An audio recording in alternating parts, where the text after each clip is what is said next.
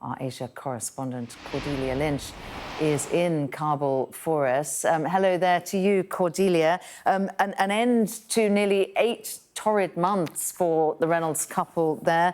Also, a fascinating glimpse into the sort of back-channel diplomacy that has managed to effectively secure their release by negotiating with the Taliban.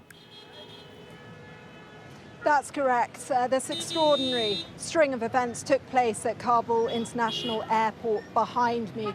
We saw Barbie and Peter emerge as a result of these mediation talks that were led by the Qataris, both of them expressing their deep gratitude and their relief in being released. I was struck, both of them smiling, seeming to be in relatively good health. Of course, they had a medical check carried out by doctors on the ground. We do not know the details of the conditions they faced, nor some of the health challenges that they may have endured. But certainly, I think both in their faces and in what they had to say, we heard a couple that was really relieved to be leaving detention and to be looking forward to seeing their family. We have been told they are now on their way to Doha. The couple have 5 children. They have been living in Afghanistan for 18 years.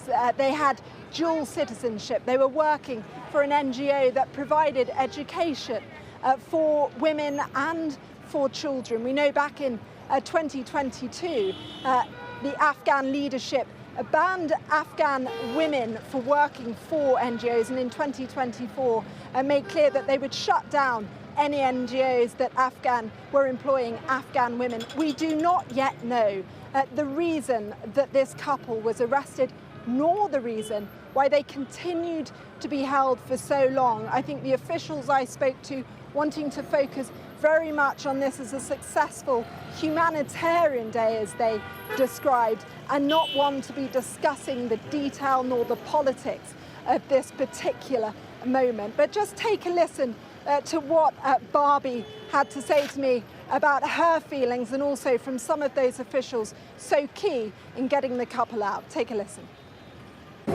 What are you looking forward to? Seeing our children, our family.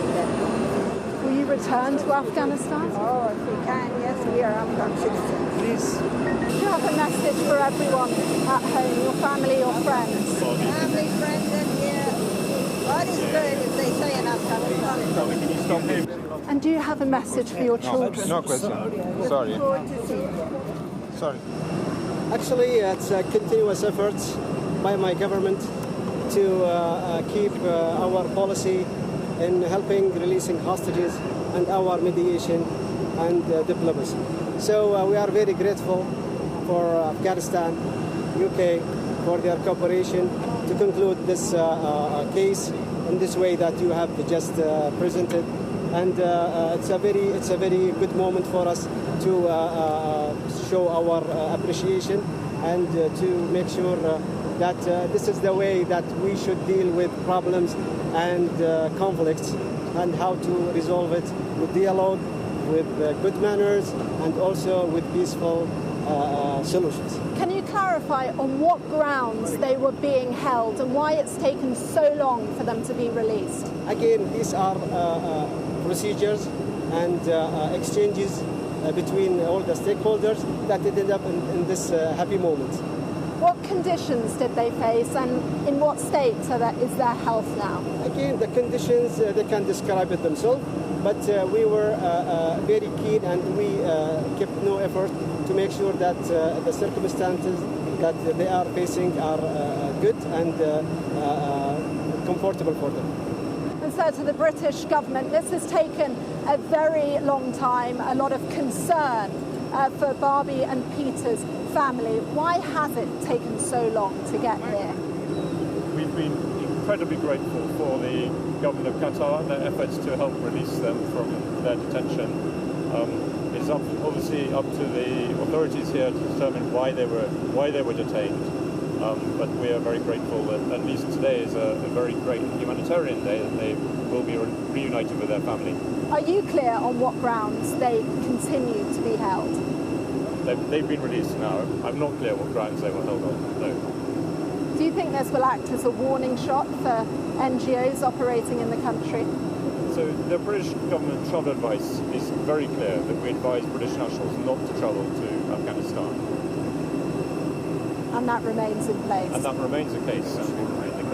Have you been able to speak with Barbie and Peter? Can you describe how they are feeling, what they've said to you?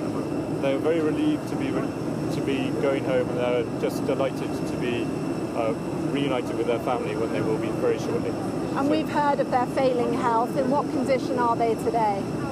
I'm not a doctor, but they are very happy. I think they're very happy is the main point, which is great. Thank you very much indeed. Cordelia Lynch there, catching up with the Foreign Office representative there for Pakistan and Afghanistan, Richard Lindsay. We also have some photographs which we can show you now of the couple on the plane there, on their way home. Relief etched on their faces after their near 8 months in detention. Both of the representatives involved in those negotiations, as I was saying there, Richard Lindsay, who Cordelia Lynch was speaking to on the tarmac, also the acting charge d'affaires at Qatar Embassy in Kabul, Mirdaf Ali al-Kashuti, with them, accompanying them on their way home to be reunited with their family. We can go back to Cordelia, who is still in Kabul there for us. A reminder there as well, Cordelia, from the Foreign Office representative Richard Lindsay, that the UK still is advising against travel to Afghanistan due to those detention risks. That's right, that advice still firmly in place. And we know from Barbie and Peter's children, who have campaigned vociferously for the release of their parents, that this was a couple that loved Afghanistan, that loved the work they did, and that decided to stay after the Taliban took control. And despite the security risks, despite the warnings, they wanted to continue their work. I thought it was striking there from the British government, an acknowledgement that they still don't know. Certainly that special envoy does not know the exact reason for their arrest, nor why they continued to be held. We have heard in the course of the last 8 months, through a series of at least four court proceedings, that there was some confusion that took place, that there was not ever established a direct cause, nor any charges put in place either. And still, I think, publicly at least, we were not getting any more detail on that today. Just really a great delight that they were able to reach this point. The Qataris saying that they have been able to keep regular contact with the couple, that they've been able to ensure that they were getting the medical provisions that they needed. We have also heard that the ability for the Afghan authorities to bring the couple back together into a larger prison also allowed them to get to this point. Previously, the couple had been separated at different points, but in recent weeks, as we understand it, they had been placed together. Of course, their families will be utterly delighted to hear this news. They have children both in the UK and America too, and this is something that they have pushed for very hard indeed. I thought in their faces we saw in Barbie that relief, keen to express, interestingly, her desire to return to Afghanistan, where they have worked now for 18 years. And I thought in Peter's face as well, clear signs of emotion too, looked slightly glass-eyed. I mean, this is utterly pivotal for them. There was no guarantee they would reach this point. They have spent